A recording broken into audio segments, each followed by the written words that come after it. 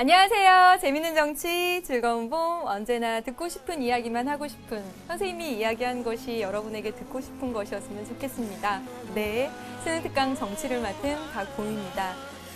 여러분 지금 흐르고 있는 음악은 성시경 씨가 부른 너는 나의 봄이다. 어떤 한 학생이 그 수강후기에다 너는 나의 봄이다 라는 제목의 노래가 있다면서 꼭 들어보라고 그러더라고요. 그래서 전 되게 웃긴 노래인 줄 알았어요.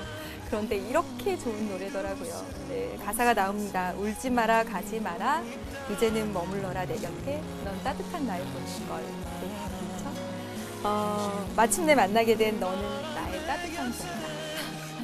사실은 선생님의 이름이 봄이기도 하고 그래서 여러분에게 정말 따뜻한 봄처럼 그런 사람이 되어주겠다라는 그런 의미로 막 이 노래를 준비했었는데 이 준비하다 보니까 그리고 이야기하다 보니까 사실은 여러분이 저한테 따뜻한 봄인 것 같아요. 그 수강후기 읽어보고 또 답변 달고 그러는 과정에서 진짜 여러분이 저한테 막 힘을 얻었다고 하는데 선생님이 더 많은 힘을 얻고 그러고 있다는 생각이 들어서 너무너무나 고맙습니다.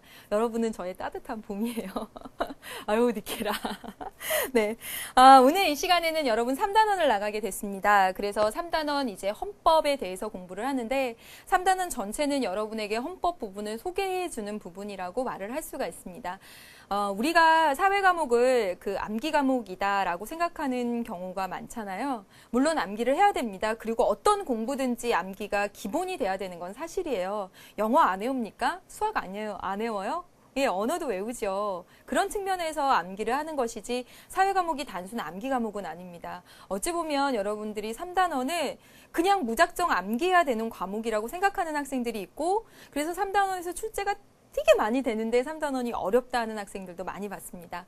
네, 3단원을요, 여러분, 우리나라 굴러가는 그런 우리나라가 어떻게 굴러가는지 그거에 대해서 써있는 헌법에 대해서 배운다라고 생각을 하시고 그 원리 이해하고 그렇게 되면 정말 어렵지 않은 그래서 어떤 학생들은 3단원 배우면서 정말 재밌다고 하는 학생들 선생님 정말 많이 봤습니다. 꼭 그렇게 되는 계기가 되길 바라겠습니다. 여러분 헌법에 대해서 공부를 하는데 선생님이 헌법책을 하나 가져올까 어쩔까 하다가 여러분이 정말 헌법을 정말 쉽게 만나는 길은 인터넷을 통해서 헌법을 찾는 거다라고 생각이 들어서 일단 헌법을 이렇게 보여드리도록 하겠습니다. 여러분 지금 하얗게 이렇게 나오기만 하죠. 선생님이 이거 이렇게 따왔는데요. 여러분 그 포털 사이트에 가서 대한민국 헌법이라고 치면요. 어떻게 나오냐면 이렇게 국회에 있는 법률 지식 정보 시스템으로 이렇게 딱 들어갑니다. 그래서 지금 보시면 이 대한민국 헌법에서 9차 전부 개정이라고 해서 1987년에 개정된 헌법 제10호 해가지고 쭉 이렇게 내용이 쭉 나옵니다. 그래서 지금 9차 헌법 개정을 한 지금의 헌법은 모두 130개 조로 되어 있고요. 여러분이 이렇게 인터넷 포털 사이트 가서 탁 눌러보면 이렇게 헌법이 탁 뜹니다. 네. 근데 여러분들 그 헌법이라고 하는 것이 무엇이냐면 자, 그 우리 학교를 운영하기 위해서는 교칙이 있습니다. 그쵸? EBS라는 거대한 이런 공기업을 운영하기 위해서 이 EBS라는 회사의 사칙이 있죠. 그쵸? 마찬가지로 대한민국이라는 나라를 잘 운영하기 위해서는 헌법이라는 것이 있는 겁니다. 그래서 헌법 안에는요, 우리나라 대한민국 사람들의 국민의 기본권을 보장해 주겠다는 내용도 들어가 있고, 그리고 우리나라를 운영하는 그런 조직들에 대해서도 나와 있습니다. 그리고 여러분들이 그런 것을 배우게 되는 것이고요. 지금 우리가 배우는 헌법, 그리고 헌법을 기본으로 해서 우리나라의 통치 조직이라든가 또 기본권 이런 내용들을 배우게 되는데 지금 우리나라 이 헌법은 1948년 7월 17일 날 제정된 그런 재헌 헌법으로부터 해서 9번째, 여러분 지금 자막에 나오고 있죠? 9번째 개정을 한 헌법입니다. 근데 지금 현재 헌법은 1987년에 개정을 해서 지금까지 오고 있는데 여러분 보세요. 재헌헌법이 1948년이었고 1987년까지 무려 9번이나 개정이 있었다는 얘기는 5년에 한 번꼴로 우리나라 규칙이 바뀐 거예요. 그렇죠? 우리나라 운영 그 체제 이런 조직 이런 게 바뀐 겁니다. 그만큼 단단하게 잘 만들어지지 못했기 때문에 또는 정치를 하는 사람들의 어떤 그런 그런 아주 독재, 야욕 그런 것 때문에 자주자주 변경돼 왔는데 87년 이후부터 지금까지 20년이 넘는 기간 동안 계속 이렇게 쭉 되어 온 것은 지금의 헌법이 굉장히 잘 만들어졌고 국민의 기본권을 보장하는 내용 그리고 대통령을 우리 손으로 뽑겠다는 내용 등이 오롯이 들어간 민주적인 헌법이기 때문에 그렇습니다. 물론 지금도 헌법을 개정하자라는 이야기가 나오고 있긴 하지만 그렇지만 지금의 이 헌법, 민주적인 헌법 속에 어떤 내용들이 담겨 있는지 앞으로 여러분 한 10시간 동안 배우게 되는 아주 소중한 시간을 여러분 맞닥뜨리게 될 것입니다. 네, 그러면서 우리가 지금 배우게 될 내용들, 3단원 전체에서 배우게 될 내용들을 선생님이 헌법 조문 속에서 소개를 해드리도록 하겠습니다. 네, 보여주세요. 네. 지금 보시면요, 헌법의 구성이라고 해서 선생님이 이렇게 만든 것인데요. 지금 보시면 이 헌법 제일 앞에 전문이라고 있습니다. 여러분이 그 포털 사이트 들어가서 대한민국 헌법을 딱 치시고 그리고 난 다음에 법률 정보 지식 시스템을 딱 들어가면 네, 어떻게 나오냐면 제일 앞에 전문이라고 나옵니다. 이 전자가 뭐냐면 앞전자 그 전자예요. 즉 헌법 전체의 제일 앞에 있는 문서다 그런 뜻이 돼요. 그렇죠? 그리고 제1장이 총강입니다. 총강의 뜻은 전체적인 대강. 에 대해서 이 헌법 전체에 대해서 대강의 이야기를 쓴다라는 거죠. 그래서 이 총강의 1조부터 9조까지 되어 있고요. 우리는 지금 우리 수능특강 교재 12번 주제에서 헌법의 이념과 원리 하는 부분에서 전문과 총강을 좀 이렇게 여러분 맛보기를 하게 됩니다. 물론 우리가 대학생이고 법학과 학생이 아니기 때문에 헌법을 가져다가 몇 조 몇 항에 뭐가 있고 막 이런 얘기들을 하는 것은 아니에요. 그러니까 여러분들이 우리가 12번 주제를 통해서 헌법의 전문을 좀 맛배기 하고 그리고 총강 그리고 전체적으로 여기 헌법 속에 들어가 있는 그 원리라는 걸 공부하게 되는구나. 이번 시간에 공부할 내용입니다. 그리고 여러분 2장에 가보시면 국민의 권리와 의무 돼가지고 10조부터 39조까지 내용을 이루고요. 여러분 다음 시간, 다다음 시간 이렇게 공부를 하게 되는데 바로 우리 헌법 속에 제2장에 전체적인 대강 그 다음 2장에 국민의 권리와 의무에서 국민의 기본권을 보장해 주겠다라는 내용이 들어간 민주적인 헌법입니다. 우리의 기본권, 인간 존엄성, 자유, 평등 이런 거 보장해 주겠다라는 내용이 여기 들어가 있다는 얘기가 됩니다. 그래서 이 2장에 관련돼서는 여러분 수능특강 교재 13번째 주제 국민의 권리와 의무라는 같은 제목으로 해서 여러분 헌법의 2장을 공부하게 되는 것입니다. 그리고 여러분 지금 3장부터 해서 이렇게 쭉 가서 보면요. 이게 우리나라의 통치 조직입니다.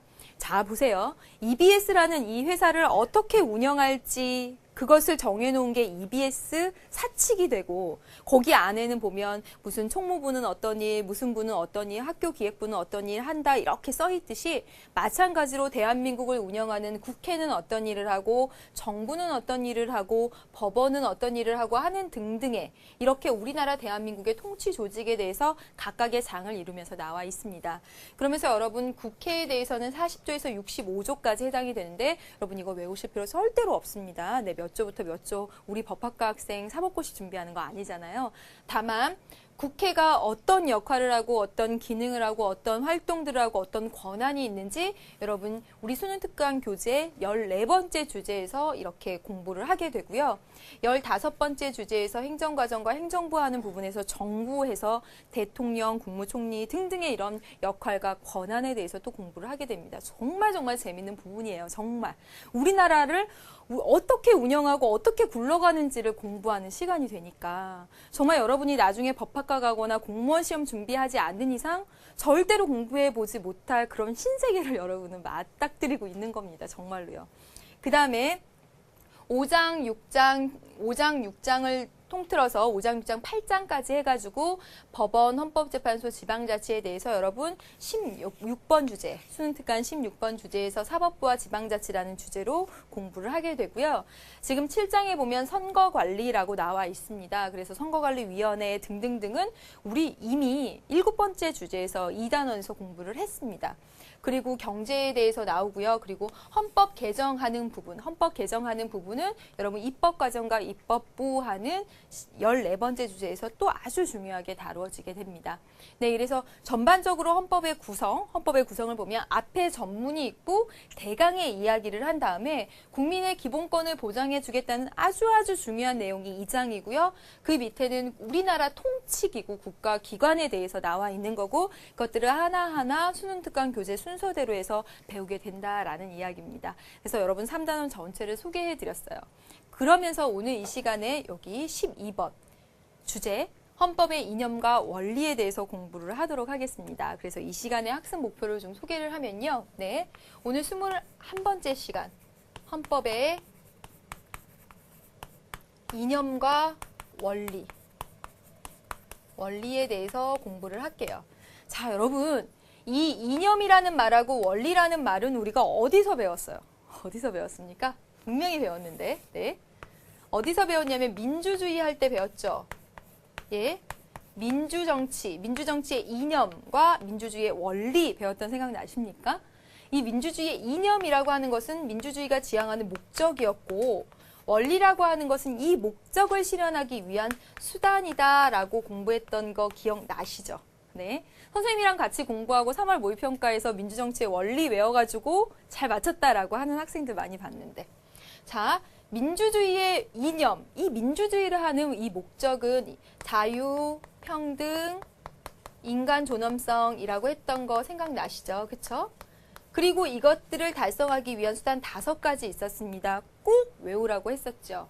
한 번만 해볼까요? 국민주권, 대의제, 입헌주의 권력분립, 지방자치. 국민주권, 대의제, 입헌주의 권력분립, 지방자치. 5가지 꼭 외우셔야 한다고 했습니다. 그거 있었을 때 민주주의의 이념, 목적 달성할 수 있다라고 얘기를 했어요.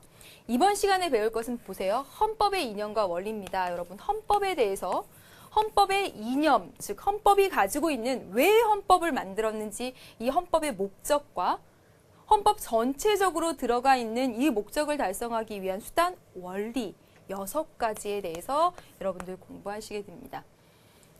일단 말씀드리면 우리나라 민주주의 국가고요. 민주주의 국가인 우리나라 운영하는 헌법의 당연히 목적은 인간 존중입니다. 똑같아요. 그리고 이 인간 존중이라는 헌법이 지향하는 최고의 목표를 달성하기 위한 이 헌법의 원리 수단 6가지를 써보면 첫 번째 국민주권이고요. 두 번째 자유민주주의. 이것도 여러분 꼭 외우세요. 민주주의. 그 다음에 복지국가, 그 다음에 국제평화주의, 그 다음에 평화통일, 그 다음에 문화국가주의 이렇게 6가지가 되겠습니다. 네. 여러분 이렇게 그래서 여러분 오늘 공부하게 되는 것은 헌법의 이념 그리고 여러분 헌법의 원리 6가지가 공부할 주제가 되는데 헌법의 이념이라고 하는 이 인간 존중, 즉 민주주의의 목적이기도 한 이 인간 존중에 대해서는 이미 여러분 여기서 배우셨고요. 그 다음에 기본권 할 때 또 공부를 하시게 돼요. 그러니까 얘는 과감히 생략을 하고요. 자 보세요.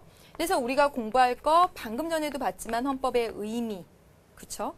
그리고 이 헌법의 제일 앞에 전문 속에 드러난 건국이념. 먼저 이렇게 공부하고 그 다음에 헌법의 원리 6가지에 대해서 공부를 해보도록 하겠습니다. 실제로 얼마나 많이 출제됐나 따져보면요. 선생님이 여기다 적어왔거든요. 네, 보시면 이 헌법의 의미와 관련해서 지난 3년간 한 문제 정도가 나왔고요. 그 다음에 이 전문 속에 드러난 전문이 그대로 나왔습니다. 여러분 전문이 그대로 나오면서 건국이념 물어봤던 게 3문제나 됩니다. 물론 이 전문이 그대로 나오면서 건국이념 물어보는 이 문제들은 고등학교 2학년 문제가 대부분이었습니다. 다시 말하면 이 건국이념과 전문을 분석하는 것은 가장 기본적인 사항이 된다라는 이야기라고 할 수가 있겠습니다. 네, 그 다음에 보면 국민주권 관련해서 2문제, 그리고 자유민주 6문제, 복지국가 5문제 나왔고요.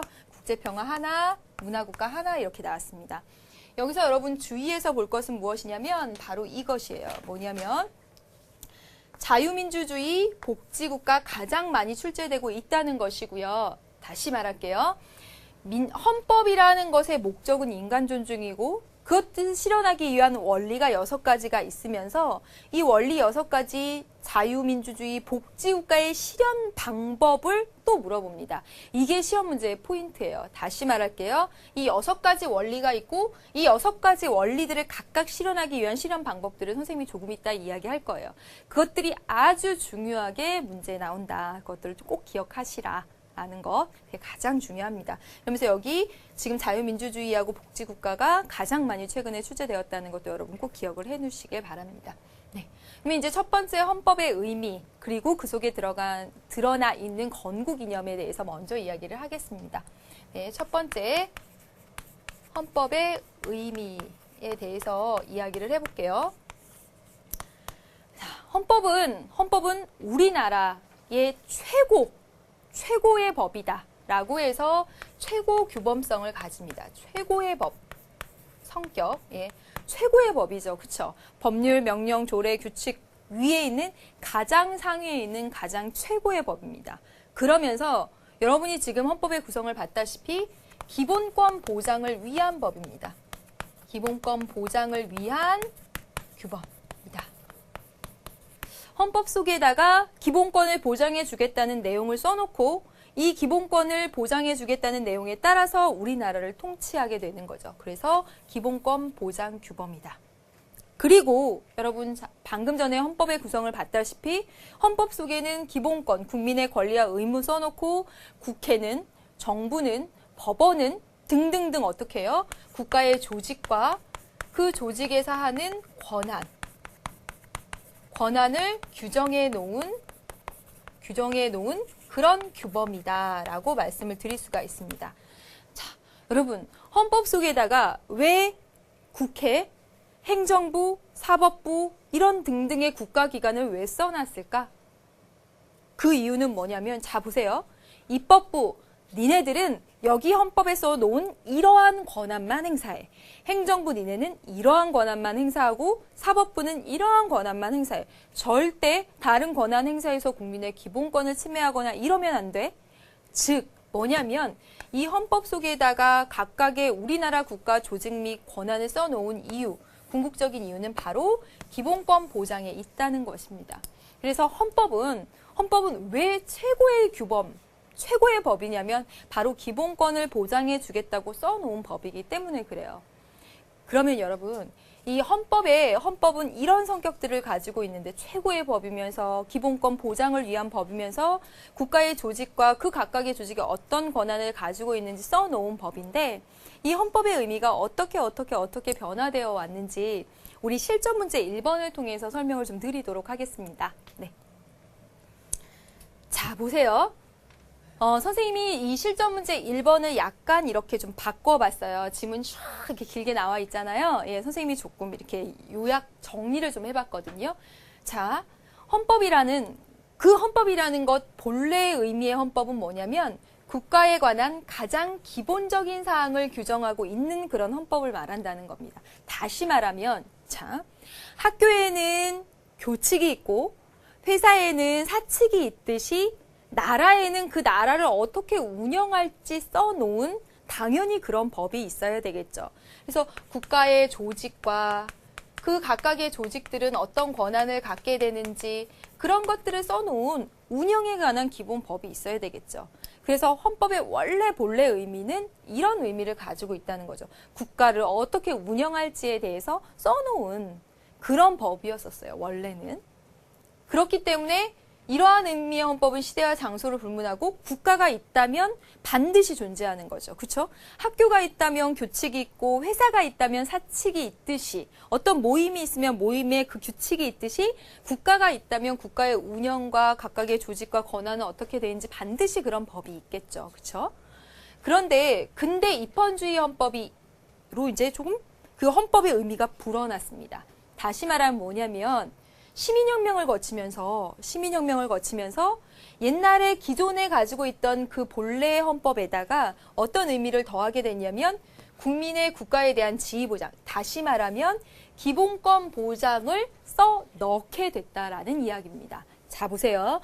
원래 의미의 헌법은 뭐만 들어가요? 국가의 조직과 권한을 써놓은 게 원래 의미의 헌법이에요. 그런데 시민혁명 이후에 사람들이 헌법에다가 우리 기본권 보장해준다는 얘기도 써 넣어. 그래야지 우리 기본권 보장되겠어. 그래야 믿겠어. 라고 해서 근대에 가서 그 국가의 조직과 권한이라는 본래 의미의 헌법의 옆에 기본권 보장해주겠다라는 내용까지 풍부해진 겁니다. 이렇게 의미가 불어났어요. 그러다 여러분 보세요. 현대 복지국가적 의미의 헌법. 이것은 뭐냐면 이제 국가 조직과 권한을 써놓고 거기다가 기본권 보장해준다는 내용도 써놓고 이제는 인간다운 생활 보장을 해주겠다라는 국가의 적극적인 역할을 규정한 그런 내용까지 들어가게 되었다라는 겁니다. 되셨죠? 헌법의 의미가 이렇게 확장되었습니다.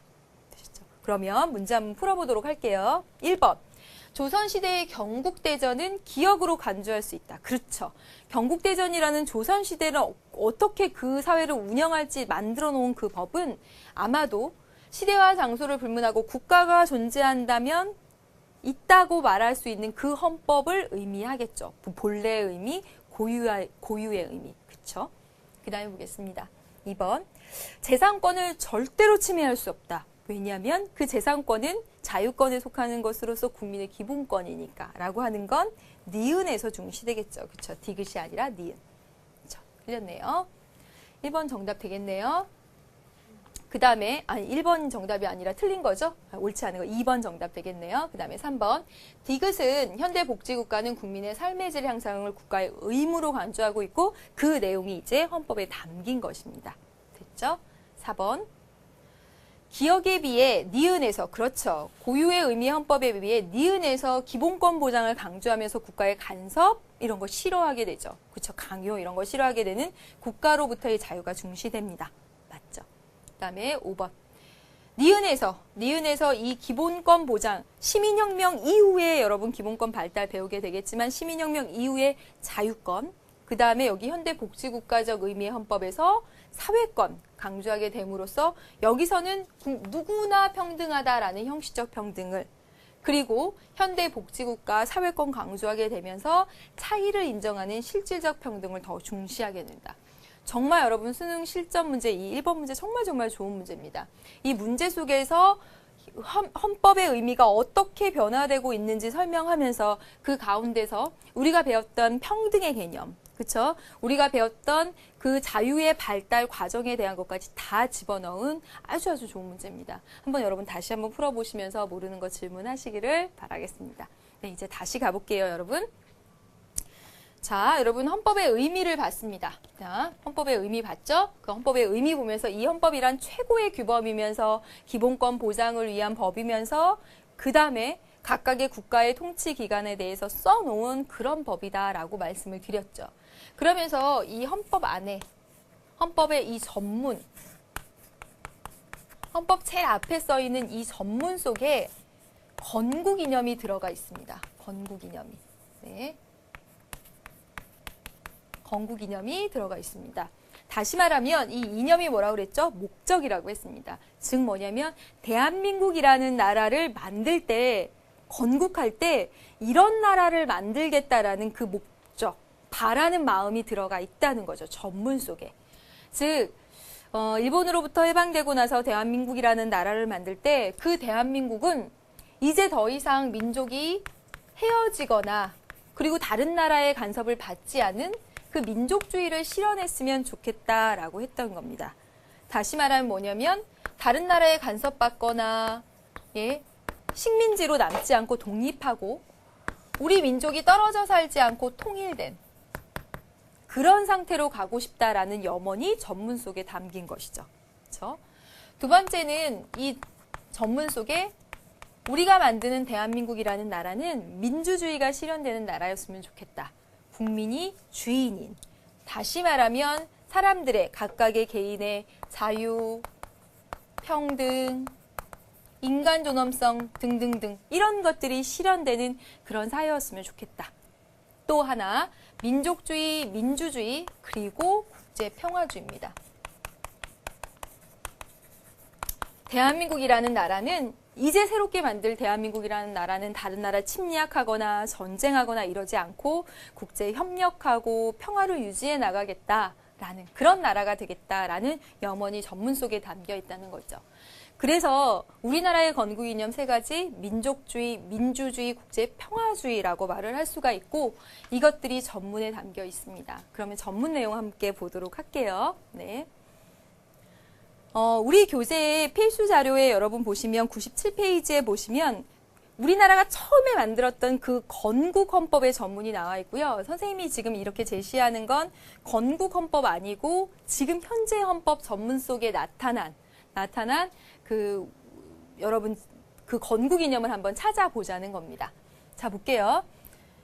지금 각각의 색깔을 조금 달리 했거든요. 여러분이 한번 알아맞혀 보세요. 안 보인다고 그러지 마시고 자, 볼게요.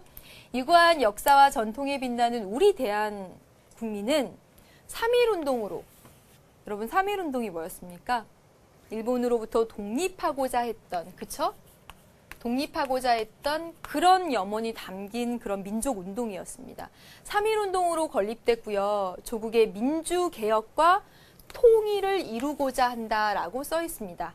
그러면서 민족이 단결하겠다라고 되어 있어요.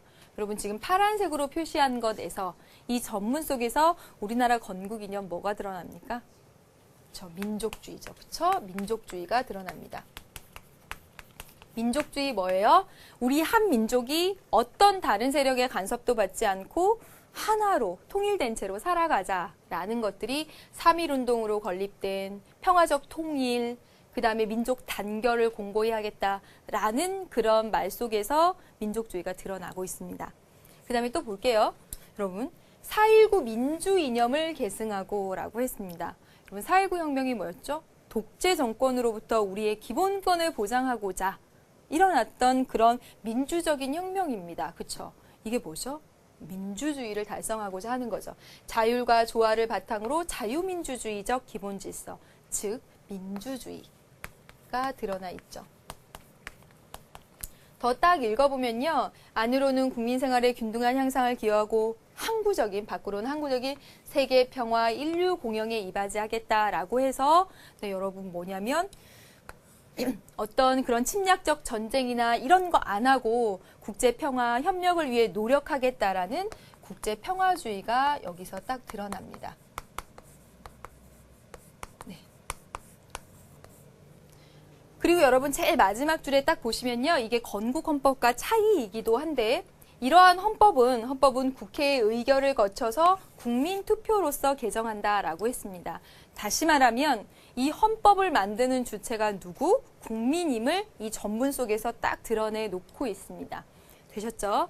여러분 실제로 이 전문을 가져다가 시험 문제에 출제가 되기도 했지만 고등학교 2학년 과정이었다. 다시 말하면 기본 중에 기본이고 정말 가장 핵심적인 내용일 수도 있다라는 것이죠. 그래서 헌법 전문 보면서 아 민족주의구나, 민주주의구나, 국제평화주의구나 여러분 탁탁탁탁 집어낼 수 있을 정도로 몇 번씩 반복해서 읽어보시고요. 시험 문제를 떠나서도 우리나라의 근본이 되는 아주 최고의 법의 가장 앞에 나와 있는 내용들 정도는 여러분들이 몇 번씩 읽어볼 만한 가치가 있지 않겠습니까? 그렇죠? 네. 그래서 여기까지 해서 헌법의 의미 그리고 전문 속에 드러난 건국 이념까지 봤습니다. 이제 이 시간에 정말 중요한 것이 바로 헌법의 기본 원리가 돼요. 네, 두 번째 헌법의 기본 원리. 헌법의 기본 원리를 여러분 6가지를 선생님이 쓰고요. 이 기본 원리 6가지, 이 각각을 실현하는 실현 방법. 이것이 너무나 중요합니다. 이 실현 방법이 너무나 중요하고요. 시험 문제 출제되는 건 바로 얘네들 중심으로 사실은 출제가 돼요. 그렇죠? 그러면 이 흰색 분필이 좀 오늘 잘 안 되네요. 네. 네. 첫 번째 보겠습니다. 첫 번째는 뭐냐면 기본 원리 첫 번째 헌법의 기본 원리. 헌법 속에 들어가 있는 이 기본 원리 국민 주권주의입니다. 네, 첫 번째. 자, 여러분 보세요. 국민이 주권을 가지고 있다. 국민이 주인이라는 이야기가 되죠. 그렇죠? 그렇다고 하면 어떻게 돼야 되냐면 국민이 스스로 자기를 다스릴 수가 있어야 되죠. 국민이 자치해야 되죠. 국민이 주권을 가지고 있다면 국민이 스스로 통치할 수 있어야 됩니다. 맞아요. 그렇죠? 국민주권, 국민자치 선생님이 연결된다라고 몇 번 말씀드렸습니다. 그렇죠? 근데 보세요. 국민이 스스로 통치하는 방법에는 정말 직접 하는 방법도 있고 그리고 어때요? 간접하는 방법도 있습니다. 그게 뭐죠? 대의제입니다.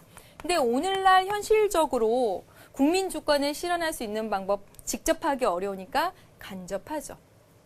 그래서 대표를 대신 통해서 대표를 통해서 대신 우리의 주권을 실현하고 있습니다. 그렇다고 하면 이 대표를 제대로 뽑기 위해서는 여러분 어떻게 돼야 돼요? 민주적인 선거 제도가 있어야 되겠고 정당이 하나만 있다면 제대로 된 대표가 될까? 그렇지 않지. 그렇죠? 정당이 여러 개 보장된 복수정당제가 되어야 되겠고 그쵸? 맞죠 여러분? 그러면서 그 가운데서 우리가 대표를 뽑을 수 있는 참정권이 있어야 되겠고 그리고 우리가 이러한 정치 과정에 대해서 어떤 이야기들을 할 수 있는 언론, 출판, 집회, 결사의 자유 등등이 보장되어야 할 것입니다. 자, 여러분. 지금 이렇게 빨간색으로 쓴 부분들, 이것들이 바로 국민 주권을 실현하기 위한 방법들입니다. 국민이 주인이라면 스스로 통치해야 되겠고, 스스로 통치하기 위해서 직접 할 수 없으니까 현실적으로 대의제라는 실현 방법 두어야 되겠고요. 대의제가 제대로 작동하기 위해서는 정말 제대로 된 대표 뽑으려면 민주적인 선거제도, 그리고 정당이 하나만 있으면 제대로 된 대표가 나오겠어? 복수정당제, 그 가운데 국민이 참정권 가지고 있어야 되고 언론, 출판, 집회, 결사의 자유 가지고 있어야 된다는 선생님이 지금 이야기 얘기한 그대로 해가지고 여러분 머릿속에 기억해 두시면 됩니다. 그러면서 여러분 지금 이 국민주권주의에서 가장 핵심적인 것은 이 참여라는 거예요. 참여를 할 수 있는 제도적인 장치들인 거죠. 그쵸? 여러분? 네, 국민자치라는 측면에서 여러분 좀 기억을 해두시길 바라겠습니다. 예, 두 번째, 헌법의 기본 원리 두 번째는 자유민주주의입니다. 여러분, 자유민주주의는 자유주의하고 민주주의하고 합쳐진 거예요. 그쵸? 여러분, 자유주의라고 하는 것은 무엇이냐면 개인의 자유, 권리 이런 거 보장해 준다라는 게 자유주의예요. 즉 다시 말하면 이 자유주의에서 키워드는 뭐냐면 기본권을 보장해 주겠다라는 것이 키워드가 되는 거죠. 그렇죠? 네. 그리고 이 민주주의, 국민이 주인이지, 그치? 국민이 주인이라는 얘기는 정치 권력의 정당성이 국민으로부터 나온다라는 얘기가 됩니다. 맞죠? 자, 보겠습니다. 네. 이 자유민주주의는 어쩌면 국민주권주의를 포함하고 있습니다. 그래서 이 국민주권주의의 실현 방법이 어쩌면 자유민주주의의 실현 방법으로 이렇게 섞일 수도 있어요. 얼마든지. 그러나 여러분 딱 보시면 이 국민주권주의에서는 국민이 스스로 통치하는 이 국민자치를 키워드로 해서 이렇게 확장을 해나가시고요. 자유민주주의에서 키워드는 바로 기본권 보장입니다. 그렇죠? 자유민주주의, 개인의 자유와 권리를 보장해 준다라는 이 자유민주주의의 키워드는 기본권 보장이에요. 여러분 잘 생각나시나요? 기본권 보장을 위해서는 국민의 기본적인 권리를 보장하기 위해서는 권력이 어떤 한 사람한테 쏠려 있으면 안 되지. 그쵸? 권력 분립해야 되겠죠. 맞습니까? 그쵸? 그리고 국민의 기본적인 권리를 보장하기 위해서는 어떤 사람이 자기의 자의적인 판단이나 생각에 따라서 다스리다 보면 국민의 기본권을 해칠 수가 있어요. 그래서 반드시 법을 만들어서 법에 따라서 다스려야 되겠죠. 그래서 이 권력 분립과 법치주의 등등은 바로 기본권 보장을 위한 실현 수단이다라는 거 여러분 잘 알고 계십니다. 그래서 여러분 연결해서 보면 다시 한번 전체적으로 말씀을 드리면 이 헌법의 기본 원리 중에 국민주권주의와 자유민주주의를 제일 어려워해요. 근데 얘네가 제일 시험에 많이 나오죠. 그쵸? 얘네 둘을 명확히 구분해가지고 딱 시험 문제 막 이렇게 나지는 않습니다. 근데 대략적으로 구분을 하자면 왜 명확히 구분하진 않냐면 이 자유민주주의와 국민주권주의는 파트너예요. 왜냐하면 자유민주주의가 되지 않고서는 국민이 주인이 아니잖아. 그렇죠? 그렇기 때문에 얘는 파트너니까 엄밀히 구분하기는 조금 어렵긴 하지만 국민주권주의 할 때 이 주권을 가졌다는 말이 국민이 스스로 통치한다라는 이 국민자치와 연결을 시켜서 현실적으로 국민자치 대의제, 그쵸? 대의제 제대로 하기 위해서 민주적 선거제도 있어야 되고 정당 여러 개 있어야 되고 국민이 참정권 가져야지 국민자치죠. 그렇죠? 근데 이 자유민주주의 할 때 키워드는 뭐냐면 이 자유와 권리 보장이라는 측면에서 기본권 보장을 키워드로 봤을 때 국민의 기본권을 보장해 주기 위해서는 여러분 어떻게 해요? 권력이 나누어져 있어야 하고 법에 따라 통치가 되어야 한다라는 이야기입니다. 되셨죠? 가장 어려운 거 여러분 두 가지 했습니다. 이제 세 번째 보면요. 여러분 여기 옆에 이어서 그릴게요. 네. 세 번째 보면 복지국가. 이 복지국가의 원리 관련해서는 여러분 어렵지 않게 문제 잘 맞출 수 있을 거라고 생각을 합니다. 명쾌하게 맞아떨어지고 오늘날 현대사회가 추구하는 이념과 맞아떨어지기 때문에 시험 문제 많이 출제되고 출제됐다 하면 꼭 맞춰야 됩니다. 여러분. 왜냐하면 사실은 되게 간단한 부분이니까. 키워드는 인간다운 생활이죠. 그쵸? 모든 사람이 인간다운 생활을 하기 위해서 여러분 어떻게 해야 돼요? 어떻게 해야 됩니까? 사회보장제도, 이런 복지제도, 이런 것들이 실현 방법이 되겠습니다. 네, 뭐 어렵지 않죠. 네. 네 번째, 국제평화주의입니다. 국제평화주의는 4단원에 가서도 이야기가 되기 때문에 나온 김에 여러분 얘기를 해보면 우리 헌법 속에 들어가 있는 원리입니다. 국제평화를 추구하겠다는 것. 네. 그래서 이 국제평화주의를 실현하기 위한 실현 방법 세 가지는 여러분 꼭 암기를 하세요. 첫 번째는 뭐냐면 국제평화를 달성하기 위해서 전쟁 안 하겠다. 어떤 전쟁? 침략적 전쟁 안 하겠다. 다만 우리나라 쳐들어왔어요. 즉 우리나라를 지키는 전쟁은 합니다. 근데 우리가 먼저 나서서 침략하는 그런 전쟁은 안 하겠다는 거예요. 왜? 국제평화를 위해서. 침략적입니다. 여러분. 침략적 전쟁 부인입니다. 되셨죠? 두 번째는 국제사회의 규범인 국제법을 존중하겠다는 거죠. 여러분 국제사회의 공통의 국제규범인 법을 존중하지 않으면 그거 싸우겠다는 소리죠. 그렇죠? 그렇기 때문에 국제평화주의라는 것을 우리 헌법의 기본 원리로 삼았기 때문에 국제법을 존중하겠다. 그다음에 세 번째는 외국인의 지위를 보장하겠다. 외국인의 지위 보장, 외국인의 자유권, 그런 것들 있죠. 인간 존엄성, 이런 것들을 보장해주는 이유는 뭐냐면요. 여러분 사실 오늘날 대부분의 나라가 민주주의 국가고 그 외국인이 자국에서 그 자기네 나라에서는 인간 존중 그리고 자유권 이런 거 보장받았는데 우리나라에 왔다고 해서 그런 거 제한받으면 안 되잖아요. 국제와 사회에서. 그렇죠?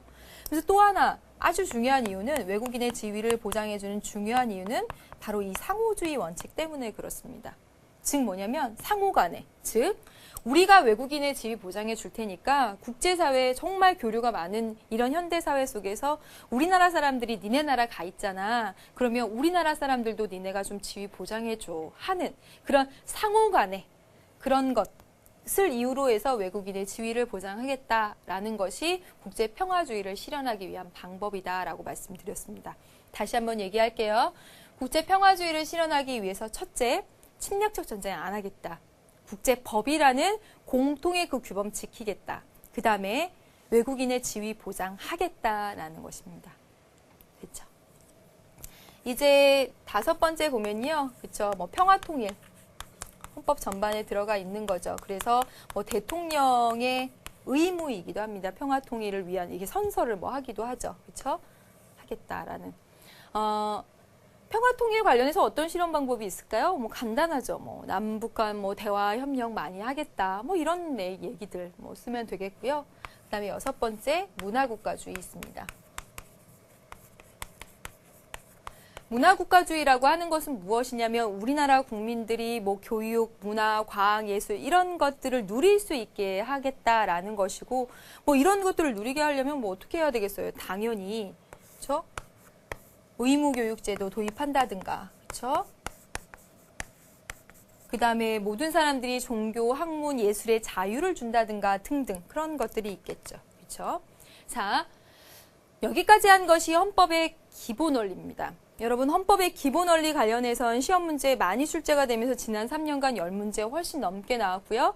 그 중에서 가장 많이 출제되는 헌법의 기본 원리는 자유민주주의와 복지국가의 원리입니다.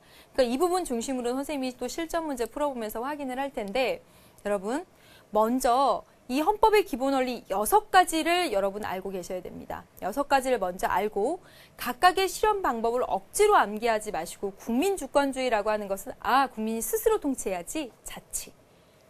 그 다음에 자유민주주의라고 할 때 자유와 권리 보장이라는 기본권 보장의 키워드를 두시고 복지국가 인간다운 생활 보장, 그 다음에 국제평화주의 관련해서 이렇게 해서 여러분 암기를 하시기 바랍니다.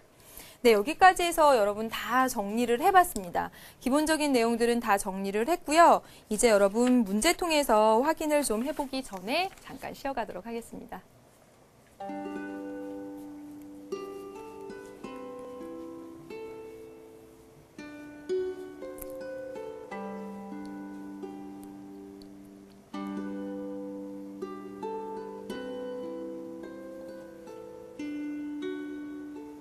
참 이렇게 평탄하게 살면 얼마나 좋겠습니까? 아니면 이렇게 상승곡선만 그리면서 살면 좋겠죠.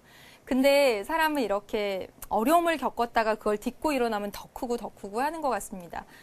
박태환 선수가 저는 중학생일 때 국가대표가 된지 몰랐어요. 정말 꼬맹이잖아요. 그렇죠? 이 여러분보다 지금 훨씬 어린 그 아이가 국가대표가 된 겁니다. 그때는 얼마나 대단한 일이었겠습니까? 근데 그 박태환 선수가 중학생 그 어린 나이에 국가대표가 됐다는 정말 그 부담감 때문이었을까 아니면 그 기쁨 때문이었을까 부정 출발을 해서 아예 경기를 해보지도 못하고 정말 창피하게 그 자리에서 물러났었죠. 그리고 박태환 선수는 어때요? 더 큰 사람이 되었죠. 어려움을 극복하고 또 어려워지고 또 극복하고 그렇게 사는 것이 삶인 것 같아요. 여러분 아직 잘 모르겠지만 지금 이 시기, 지금 정말 공부하는 이 시기가 있기 때문에 또 여러분 박차고 올라갈 그 다음 기회가 있고 그런 것 같다는 생각이 듭니다. 지금이 없이는 여러분들 더 나은 시간이 있을 수가 없어요. 그러니까 잘 견디시길 바라겠습니다. 네, 지금까지 공부한 내용도 여러분 실전 문제 통해서 한번 확인을 해보도록 하죠. 네. 수능 실전 문제 2번입니다. 아까 1번은 풀어봤죠? 선생님이 좀 간략하게 좀 바꿔봤습니다. 굉장히 길게 돼 있었잖아요.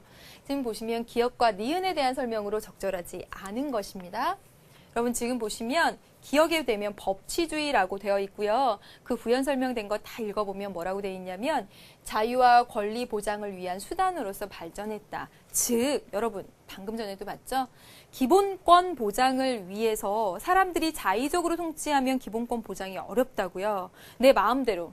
담임 선생님이 자기 멋대로 어떤 날 기분 좋을 때는 지각한 거 봐주고 기분 나쁠 때는 막 엉덩이 때리고 이렇게 사람이 자의적으로 지배하면 권리 보장이 어려워져요. 그렇기 때문에 규칙을 정하는 거고 그렇기 때문에 법에 따라 통치를 하는 겁니다. 그래서 자유와 권리를 보장하기 위해서 법치주의가 등장을 했는데 그 밑에 보니까 근대 독일에서 이 법치주의가 그 본래 의미를 퇴색시켰어요. 어떻게? 법률을 도구로 한 독재를 하더라는 거죠. 지배를. 그래서 정말 나쁜 법을 만들어 놓고 법치주의 하고 있어. 이랬다라는 겁니다. 그럼 해볼게요. 1번. 기억은 법치주의는 복지국가의 원리 실현을 목적으로 한다. 여러분, 법치주의는 기본권 보장. 기본권 보장이라고 하면 이거 뭐였죠, 여러분? 자유민주주의 실현을 위한 이렇게 바꿔야 되겠죠? 기억나십니까? 네, 그래서 이거 아니죠. 정답 바로 1번 나와버렸네요. 확인해 보도록 하겠습니다. 2번, 현대의 기억은 법치주의라고 하는 것은 통치의 적법성, 법에 합당해야 되는 것뿐만 아니라 법의 목적과 내용까지도 모두 정당해야 된다. 맞습니다. 그쵸? 그다음에 근대 독일의 법치주의. 법에 따라 하기만 하면 돼. 이거에 대한 반성으로 그렇죠. 내용까지도 훌륭한 실질적 법치주의가 등장하게 된 거죠. 그 다음에 4번. 니은은 근대 독일의 법치주의는 의회에서 제정한 법률에 따라 이루어진 통치를 법을 만들어 놓고 그 법에 따라 통치만 하면 돼 라는 그 통치를 요구할 뿐이었다. 그러네요. 그쵸? 그다음에 5번 위헌법률 심판제도는 그쵸 여러분? 위헌법률 심판제도 여러분 지금 뒤에 가서 배우게 될 텐데 법률이 헌법에 위배되는지 여부의 심판제도는 그쵸? 단순히 법만 만들어 놓고 그 법에 따라 통치하면 돼라는 이것을 폐해를 막기 위한 수단으로 정말 좋은 법을 만들기 위한 그런 수단으로 위헌법률 심판제도가 나타났다라고 보면 되겠습니다. 그래서 요 부분이 여러분 부연 설명이 될 테니까 조금만 참아주세요. 네, 다음 보겠습니다. 그럼 6번 문제 한번 볼게요. 헌법의 기본 원리입니다. 여러분 잘 찾아보세요. 6번 문제로 뛰어갔어요.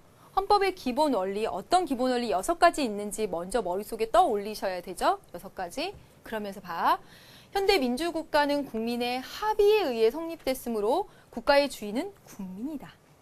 뭡니까 여러분? 국가의 주인은 국민이다. 벌써 나오죠. 따라서 국가는 국민에 의해 운영되어야 한다. 뭐죠 여러분? 국민 자치 나왔고 이거 뭐죠? 국민 주권이 되겠죠. 그쵸? 이 원리 뭐겠습니까? 국민 주권의 원리 나와 버렸습니다. 그쵸? 국민의 의사 없이는 어떤 국가도 다른 나라에 뭐 어쩌고저쩌고 나왔네요. 여기서 나온 헌법의 기본 원리 국민 주권주의 찾으실 수 있겠죠. 그러면 여기에 해당되는 거 보기 위해서 골라봐라 그랬습니다. 기업, 인간다운 생활을 한다. 뭐죠? 복지국가죠. 아니죠. 니은. 정당 설립은 자유이며 복수정당제 보장된다. 복수정당제, 그쵸 뭐예요? 국민주권주의. 맞죠 여러분? 네.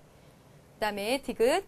모든 국민은 법률이 정하는 바에 의해서 공무단인권, 참정권, 국민이 스스로 참여할 수 있는 자치 실현할 수 있는 거 맞죠? 공무단인권, 참정권에 들어간다. 이제 좀 이따 배우게 되겠죠? 맞습니다. 국회는 국민의 보통 평등 직접 비밀 선거에 의해서 선출된 국회의원으로 구성된다. 대의제, 민주적인 선거에 바탕을 둔 대의제, 국민 주권의 원리 실현하는 거 맞습니다. 기억하고 계시죠, 여러분? 잘 생각 안 나면 다시 한번 선생님이 개념 설명한 것으로 돌아가야 됩니다. 네, 다음이요. 7번 문제입니다. 그럼 보시면 다음은 우리 헌법이 지향하고 있는 기본 원리, 어떤 기본 원리인지 생각해 보세요. 이 원리들을 실현하기 위한 방법이에요. 자, 보시면 전문에 보니까 자율과 조화를 바탕으로 한 자유민주적 기본질서, 그다음에 정당의 목적이나 활동이 민주적 기본질서에 위배될 때는 그 정당 해산시킨다라고 했습니다. 여기서 나타난 헌법의 기본 원리 여러분 뭘까요? 네, 그렇죠. 자유민주주의죠. 그렇죠? 자유민주주의. 자유민주주의에서 여러분 선생님이 말했던 핵심적인 키워드는 자유, 권리 보장이라는 기본권 보장이다라고 말씀을 드렸죠. 이 기본권 보장, 자유민주주의 실현할 수 있는 원리, 그쵸? 법치, 맞네요. 그쵸? 기본권 보장, 권력 분립, 맞네요. 정답 몇 번입니까? 기억, 니은 하는, 네, 기억, 니은이 정답이 되겠습니다. 여러분 보세요. 간접민주정치 대의제죠? 그쵸? 그 다음에 여기 참정권 보장, 이거 두 개 어떤 겁니까? 국민주권주의죠. 잘 고르실 수 있겠습니까? 네, 이렇게 해서 지금 국민주권과 그 다음에 자유민주주의에 대한 문제를 먼저 뽑아봤고요. 이제 여러분 다음 문제 보세요. 선생님이 일부러 순서를 달리 배치했습니다. 자, 밑줄 친 헌법의 기본 원리 바로 여러분 찾으실 수 있을 거라고 생각이 듭니다. 네, 지금 보시면 근대 초의 절대군주제 국가에서는 공동체를 성립한 이유가 내란을 종식시키기 위해서, 근대 국가에서는 기본권 보장을 위해서. 그런데 현대사에서 공동체가 나타난 이유, 사회적 약자에 대한 배려 강조, 여기가 중요하죠. 여기 뭘까요, 여러분? 복지국가의 원리죠. 그쵸? 찾아보겠습니다. 네. 그래서 여러분 지금 8번 문제에 보시면 이 복지국가의 원리 관련해서 8번 문제 딱 또 연결해서 선생님이 지금 보는데 8번 문제, 이 법은 노동자에 대해서 임금을 최저 수준으로 보장하여 부당한 저임금으로부터 사회적 약자 보호되죠. 그다음에 요 밑에 보세요. 지금 보면 국민에게 발생하는 상해, 질병, 분만, 사망 등의 이런 것에 대해서 사회적 위험을 보험 방식에 의해서 대처하는 제도, 다 같이 여러분 복지국가의 원리에 해당되는 문제입니다. 그래서 여러분 5번 문제랑 8번 문제 연결시켜서 문제풀이 한번 해보시길 바라겠습니다. 네, 여기까지 해서 여러분 헌법의 이념과 원리 하는 부분에 있어서 헌법의 이념 그리고 원리 6가지 중심으로 해서 이 6가지 원리를 실현하기 위한 방법들을 여러분들에게 세세하게 말씀을 드렸습니다. 그리고 실전 문제 통해서 직접 확인을 해봤는데 여러분들 잘 정리가 꼭 되셔야 됩니다. 네, 다음 시간에 여러분 헌법으로 아주 본격적으로 들어가 보도록 하겠습니다. 다음 시간에 만나도록 하죠. 수고 많으셨습니다.